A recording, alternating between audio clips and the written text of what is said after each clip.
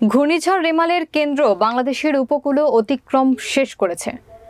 আর কয়েক ঘন্টার মধ্যে এটি প্রবল থেকে সাধারণ ঘূর্ণিঝড়ে পরিণত হবে।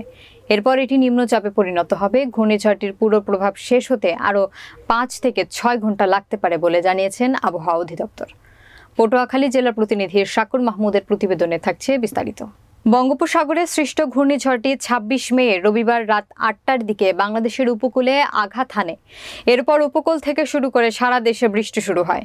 ২৭ মে সোমবার সকাল ৮টার দিকে আবহাওয়া অধিদপ্তর জানিয়েছে, ঘূর্ণিঝড় রেমালের কেন্দ্র বাংলাদেশের উপকূল অতিক্রম করেছে। এটি এখন খুলনা ও কয়রার দিকে আছে। এখনও এটি প্রবল ঘূর্ণিঝড় অবস্থায় আছে, তবে 2 ঘন্টার মধ্যে এটি সাধারণ ঘূর্ণিঝড়ে পরিণত হবে। পরপর এটি নিম্নচাপে পরিণত হবে। ঘূর্ণিঝড়ের প্রভাবে পুরোপুরি শেষ হতে 4 থেকে 5 ঘন্টা সময় লাগতে পারে। ঘূর্ণিঝড়ের প্রভাবে আজ সারা দেশে বৃষ্টি হবে।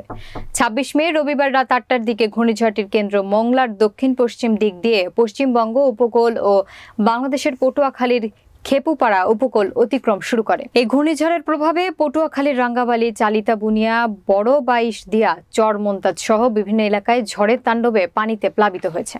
সাতক্ষীরা, খুলনা, বাগেরহাট, পিরোজপুর, পটুয়াখালী, বরগুনা, ভোলা সহ উপকূলের বিভিন্ন জেলায় ঝড়ো হাওয়া বয়ে যায়। বাতাসের গতিবেগ ছিল ঘন্টায় 90 থেকে 120 কিলোমিটার। এর প্রভাবে বিভিন্ন এলাকায় জলোচ্ছ্বাসের সৃষ্টি হয়েছে।